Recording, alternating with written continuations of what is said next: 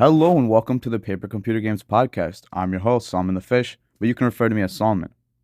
For an optimal listening experience, make sure to check us out on all platforms, including Spotify, YouTube, and Anchor. All links will be in the description below, and personally, I would recommend listening on Spotify. That way you can turn off your device and have the audio still playing. But without further ado, let's get into this. So today, I am by myself. Sinister will be out for a while. So yeah, I hope you guys can manage with just me here. But today I'm going to be doing a Q&A, which we've been planning for 2 weeks now. So I'm very sorry for you guys. I'm very sorry for postponing this so much, but it's here now, and let's get to it. So, first question by Samas: how does an episode of PCG Podcast get created? So, this is the perfect question for me because I go through all the editing and stuff like that. Basically, well, what I'll do generally, if it's just me and Sinister, is we'll get on a Discord call, it's always a Discord call, and I will go through the whole script that I wrote up for the video, and we'll go through the intro. Basically, I'll record like a test recording where we'll recite the intro, and then I'll go back and look at it just to make sure both of our mics sound good. They're at the right audio level. Like one person's mic is not too loud compared to the other, and there's not like weird echoes or anything like that. And then after that's all good, I'll press record again, and then we'll go through the intro again, and then we'll start the video just like how I did in the start of this podcast. And after that, it'll take about 15 to 20 minutes before we take our first break. If it's a longer podcast, if it's like a 30-minute podcast, we'll just like do the whole thing at once. But if it's like 40 minutes, something like that, 35, we will take a break in between, and then we'll just start it back up again. I'll go into, after the podcast is done, me and Sinister just like talk for a couple of minutes, and then we just say our goodbyes. I go to the editing software I have. I edit the podcast into a video format. So before it was audio, then I put it into a video format so I can upload it to YouTube. And I take that, I edit whatever I need to edit, which is usually not too much. Sometimes I put like audio compression or whatever, or not audio compression. It's like a audio thingamajig. It's like it makes like the background noise kind of suppressed. And after that, I will export the video. I will upload it to YouTube. I will upload it to Anchor, which also uploads it to Spotify. And then I'll have to add like the whole description, edit that. And after that, it's really just waiting for the video to upload. So yeah. Also, I usually premiere the podcast on YouTube. All right, thank you for that question, Samas. The next question, well, a couple questions are by Epic Wars TCG, or just Epic himself. And he asks, what has been your favorite PCGs in 2023 so far? So, me personally, my favorite PCGs are Agent Peanut PCGs, first of all. Second of all, the Gnome series. And then, let's see. He's talking about PCG specifically. So there's other things that aren't really PCGs, like the games and stuff. I really like those. But PCGs in general, that's what I've been liking. What else? There's a couple PCGs that... Okay, so let's just start off with the Agent Peanut PCGs. So a lot of people have been making Agent Peanut PCGs, which if you didn't know, I was the one who created Agent Peanut back in the day. It was for a one-page PCG, and I never expected it to go any further from that. But apparently now it's a widely used character, which I'm very glad about. I'm happy about it. If anybody wants to use Agent Peanut, go right ahead, put him in your PCG. He's just a literal peanut that's an agent. People have been making lore for it. I know HMB Tiger just made Agent Peanut Escape, which has some crazy nice art, and that's on the shop along with a bunch of other Agent Peanut PCGs, which are on the shop as well. The other things I like is the Gnome series, which before, like, when I played Gnome for the first time back in that stream with Zach, it was like a very fun game. Even though Zach said that he literally made it as an example game, like it wasn't even meant to actually be played, but it ended up being fun anyways. So I really like the Gnome series. I mean, who doesn't like the Gnome series? And my love for the Gnome series is even more reinforced with Zach's latest video about the whole entire lore of Gnome, which was a great video. You guys should go check that out on the Paper Computer Games channel. But yeah, those are my favorite PCGs so far in 2023. All right. Epic Wars next question is, what PCG projects are you most excited for by other creators? So the first thing that comes to mind is in the Discord channel that we have that's called Question of the Day. There's they've been asking questions. The bot asked a question about, it was about what series. No, it wasn't that one. Wait. Oh no, it was. It was what series that hasn't been updated in a while that you love to see revived. And Zach, this isn't related to the question that the bot asks, but Zach just mentioned something else, and he said he's thinking of doing a PCG Theory event where everyone makes videos for the PCG Theory channel, and I think that is a really good idea. Uh, I wish everybody can get on board with that and we can make that happen. It would be pretty awesome. But yeah, I'm excited for that project. I'm also another PCG project I like is the PCG video game that's out. That that game is awesome. I really like that game. I played it and I died so many times. It was insane. It was so hard. So those are the things that I'm pretty into right now.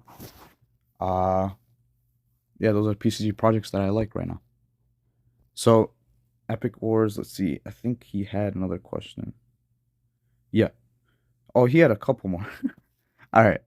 So Epic Wars TCG asks, any updates for Sinister's TCGs? Well, Sinister is not here, so fortunately, I don't know about that.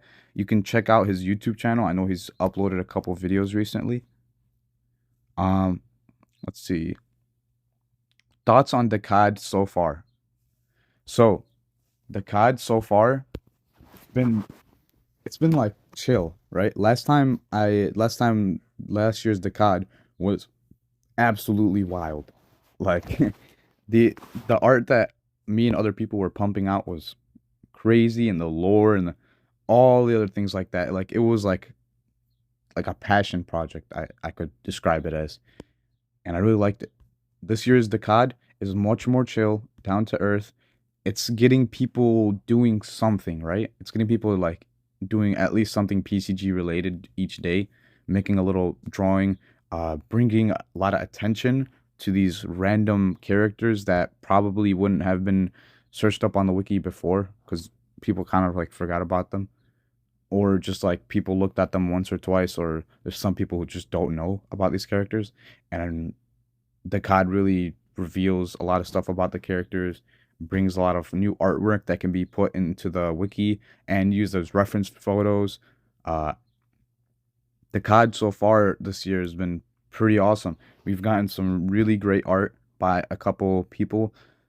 Zach has been making art. Via has been making some like really nice art. I like Via's art a lot. I made a couple drawings. I'm giving out the prompts every single day, which reminds me I never gave out today's prompt yet. I'll do it after this.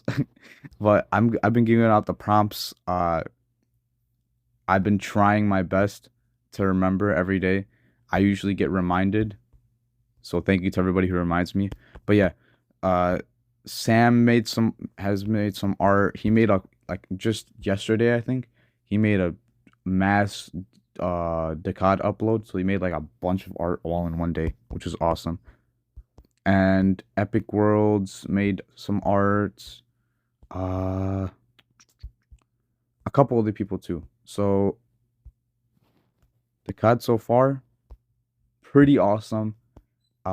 It's gonna be, it's gonna take me a while to wiki all of the drawings, but I'll I'll do it. I'll get through it, and I know that I think Zach's been helping to wiki the drawings and a couple other people. So thank you to whoever's been doing that so far.